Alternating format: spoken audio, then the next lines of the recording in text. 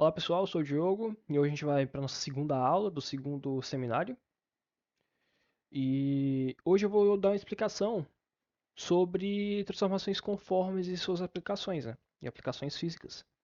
Então a ideia hoje é a gente conseguir entender como a gente usa a geometria complexa para resolver problemas físicos reais, tipo distribuições de temperatura ou potencial elétrico em umas placas. Então é a gente conseguir fazer essa aplicação dos conceitos da geometria complexa, tá? Ahn, a gente vai utilizar uns conceitos das aulas anteriores, então a gente vai utilizar a questão das equações de Laplace, a questão do Dirichlet também a gente vai utilizar, então é interessante que a gente tenha aqueles conceitos bem frescos em mente, tá? Então a gente vai ver as aplicações. Então a gente começa aqui definindo o que é uma transformação conforme, né? O que torna uma transformação conforme? A ideia-chave é a preservação dos ângulos. Então, assim, imagina que a gente tem duas curvas se cruzando, que nem essas aqui da imagem. Imagina que a gente tem essas curvas aqui, elas se cruzando no plano Z,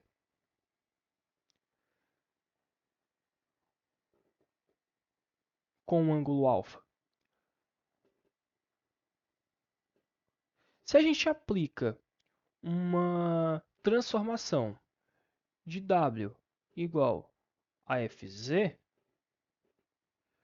e as curvas elas continuarem se cruzando com o mesmo ângulo alfa no mesmo novo plano, né? No novo plano, em magnitude, sentidos, a transformação é conforme naquele ponto. Então a gente tem aquela que a transformação ela é conforme naquele ponto.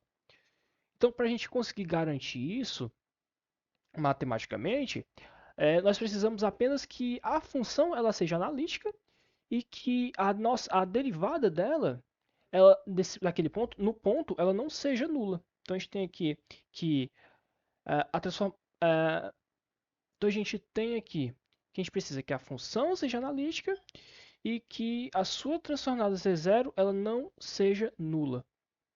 Então tem que ser diferente de zero, não seja uma derivada nula.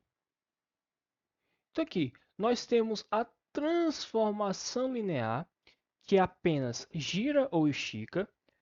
Mas o mais interessante aqui é a inversão, ou seja, W igual a 1 sobre Z. Isso aqui é o mais interessante. Tá? A propriedade que a gente diz que ela é mágica da inversão é que ela mapeia o interior do círculo unitário, certo? Para o exterior. E assim, o mais importante ainda é que ela transforma a classe de círculos e retas em círculos e retas. É um pouco confuso, mas isso é essencial quando a gente quer analisar o que acontece fora de um obstáculo circular, por exemplo. Então, a gente tem também outras duas ferramentas vitais, tá? Primeiro, a quadrática, z ao quadrado, né? W igual a z ao quadrado. Então, essa aqui é a quadrática. Então, o que? Ela é ótima para a gente conseguir fazer o quê? Abrir cantos, entre aspas. Se temos um problema num canto de 90 graus, por exemplo, ou seja aqui π sobre 2, né? 90 graus, o que é que o z ao quadrado faz? Transforma esse 90 graus para um plano de 180 graus, tá? Então a gente abre os cantos, a gente transforma um ângulo reto em um ângulo de 180 graus. E o segundo é a exponencial, e elevado a z. Então assim, ela transforma as faixas infinitas horizontais em semiplanos. Então, assim, percebe um padrão. O nosso objetivo é sempre tentar chegar num semiplano ou num disco, onde as contas são bem mais fáceis, tá? Então a gente consegue fazer agora uma ponte, a gente pode assim dizer, com a física. Então a gente sabe que se f de z é igual a u mais iv, isso é analítico, então As partes U e V elas são harmônicas e satisfazendo a equação de Laplace. Olha aqui o assunto da nossa aula passada de equações de Laplace aparecendo aqui. Tá? Lembrando que a gente pode reescrever isso aqui, né, como também dessa forma. Tá? Então, vocês também podem ver dessa forma aqui. Então, assim, o que é que a gente também, então, o que é que a gente também sabe? Satisfazendo, né, a seleção harmônica também satisfazendo a equação de Laplace, tá?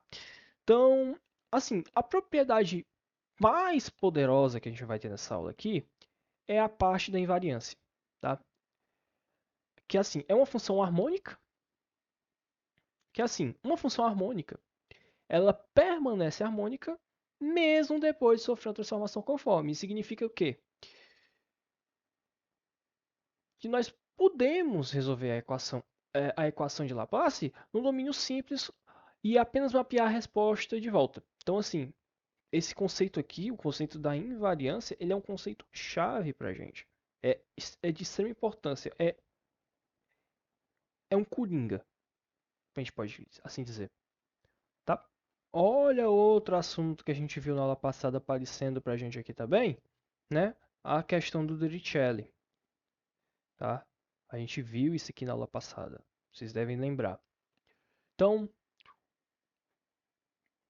né? Um assunto de integral de Poisson, né? Poisson que a gente também viu na aula passada. Então, o que é que a gente tem aqui? Que uma vez num domínio simples, assim, a gente está como um disco, um semiplano, como é que a gente acha o potencial nele? A gente vai usar uma coisa chamada a fórmula integral de Poisson.